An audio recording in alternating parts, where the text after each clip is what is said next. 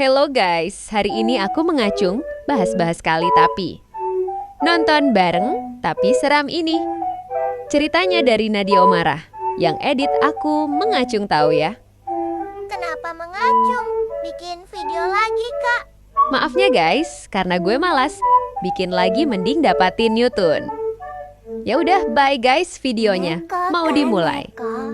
Jangan lupa di sub ya. Ama like.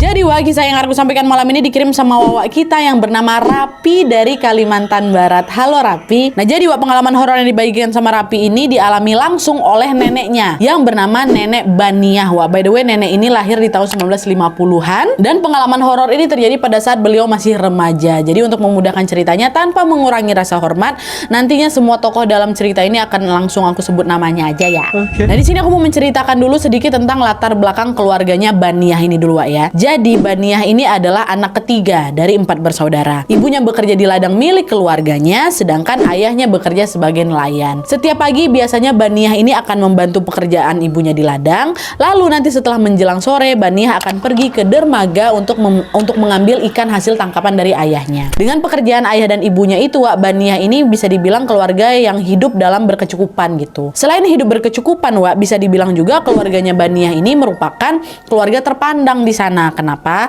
Karena kakeknya Baniah yang bernama Toklang itu adalah kepala desa sekaligus juga orang pintar. Konon banyak tuh warga yang mengalami sakit fisik atau mendapat gangguan gaib gitulah. Akhirnya bisa sembuh setelah ditolong sama Toklang tadi. Itulah yang membuat memang Toklang menjadi sosok yang sangat disegani dan juga dihormati di sana. Termasuk juga anak keturunannya, keluarganya si Rapi ini. Nah, itulah tadi sekilas tentang latar belakang keluarga Baniah ya. Sekarang kita masuk nih ke ceritanya. Jadi, pada suatu sore nih seperti biasa, Baniah pergilah itu kan ke dermaga untuk mengambil hasil tangkapan ayahnya. Tapi sore itu setelah dia ngambil ikan, ternyata ayahnya ini masih lanjut lagi ngobrol dengan teman-temannya di sana. Alhasil Baniah pun memilih untuk pulang ke rumah duluan. Jadi Baniah sama ayahnya nggak pulang bersama. Baliklah ini si Baniah duluan. Nah lalu pada saat masih di perjalanan pulang dari jauh Baniah nengok ibunya berteriak tuh manggil-manggil Baniah sama wajahnya panik. Baniah, Baniah, Baniah, bapakmu mana? Bapak masih di dermaga bu, dia lagi ngobrol sama kawan-kawannya. Ada apa nih kok ibu panik kayak gitu? Kata Baniah kan. Ya udah kalau gitu ibu mau nyusul ayah dulu ke dermaga. Sekarang kamu cepat pergi ke rumahnya Mak Leni. Nah FYI Mak Leni ini adalah salah satu tantenya Baniah juga yang juga merupakan anaknya dari Toklang, saudaranya mamanya lah gitu. Loh kenapa harus balik ke rumah Mak Leni? Ada apa bu? Gitu kan. Udahlah cepat aja aku ke sana lah dulu, nanti ibu sama bapak nyusul, kata si ibu. Nah di situ ibunya Baniah nggak menjelaskan apa-apa Ibunya langsung tuh buru-buru pergi ke dermaga untuk menyusul ayahnya. Akhirnya Baniah pun hanya menuruti perintah ibunya tanpa bertanya lagi. Dah nih, baliklah dia ke arah jalan ke rumah Mak Leni.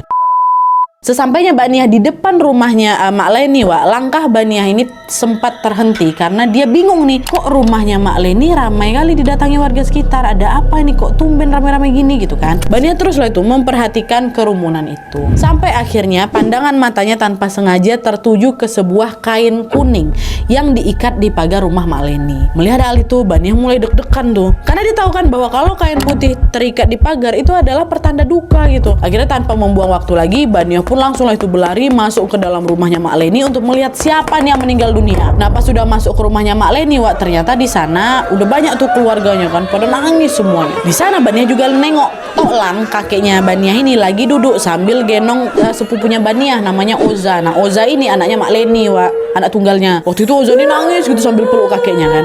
Perlahan-lahan Baniah pun mulai berjalan mendekati mereka. Dan betapa terkejutnya Baniah ketika melihat bahwa tidak jauh dari tempat Toklang itu duduk